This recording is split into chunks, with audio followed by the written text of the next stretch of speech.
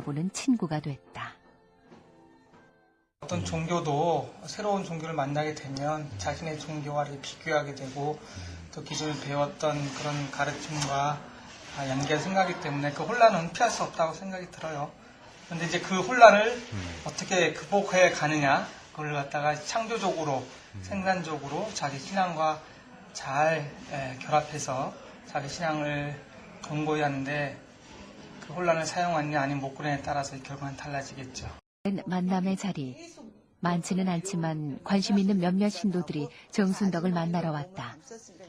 병이 나실 겁니다. 그 기독교의 성령에 대한 그런 현상들이 몇 가지가 있어요. 그런데 이제 신을 받으셨다 그러니까 신이 내렸을 때 자기 몸에 나타나는 현상 이런 거가 어떤 것인지. 첫째, 그 무녀가 되면은 일반 분들의 왜 직감과 예감이라고 그러죠. 그게 한 30배에서 40배 넘어갑니다. 기본이.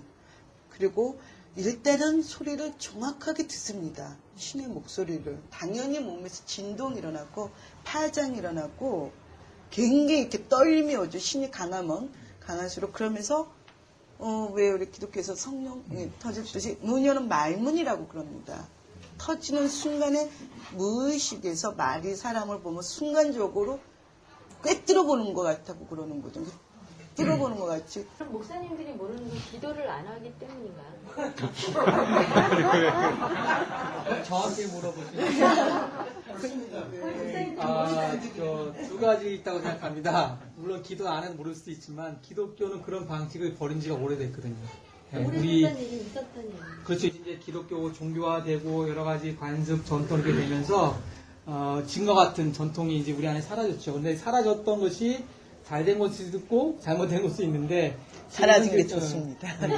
너무 힘듭니다. 기독교 안에서는 그런 일부러 우리 표현하면 영성적인 측면을 봤을 때 그런 전통을 우리가 잊어먹고 또 버리기도 했죠.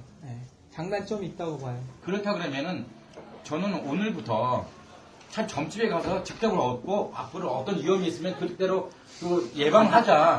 훨씬 낫지. 아니 정말 그런 생각이 들어서 기독교나 불교나 이런 건 굉장히 수행이랄까 기도랄까 뭐 이런 쪽으로만 굉장히 구름 잡는 식으로 얘기들을 많이 하는데 진진설교 그 이후에 지금 부작용이 일어나고 있습니다. 그래서 도마한테 얘기하면 보이지 않고 믿으라니까요. 보이지 않고 믿는 게 믿음이 더 크다 그랬잖아요. 그러니까 득답을 해서 그걸 받아서 행복한 사람도 있지만 자기가 믿는 그 믿음 속에서 하나님께 나를 통해서 어떻게 하실 거라고 믿음 속에서 갈 길이 가물가물하지만 하나님께 날 인도하신다 믿음 속에 가는 자가 복이 있는 자입니다. 이 답은 무녀한테 맡겨. 사람이라는 건 종교와 상관없이 운이 좋을 수도 있고 나쁠 수도 있어요. 근데 이 암만 하느님을 열심히 믿고 아니면 무당집에 가서 열심히 치성을 드려도 안 되는 게 있습니다.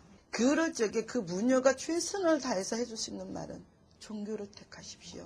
마음을 비우시고 부처님을 찾아보러 가든 예수님을 뵈러 가든 순수한 마음으로 그 순간 정성을 다하고 최선을 다했을 때 바른 모습이 될 것이고 목사님한테 상담을 안 해도 언제 어느 자리에서 내가 찬송간책 앞에 놓고 무릎 꿇고 진심으로 마음을 비우면 바로 하느님은 답을 해주십니다.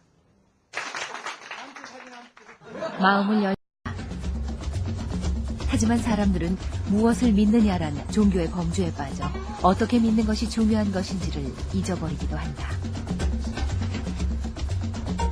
무엇을 믿을 것인가와 어떻게 믿을 것인가. 과연 신을 향한 믿음에 있어 중요한 것은 무엇일까?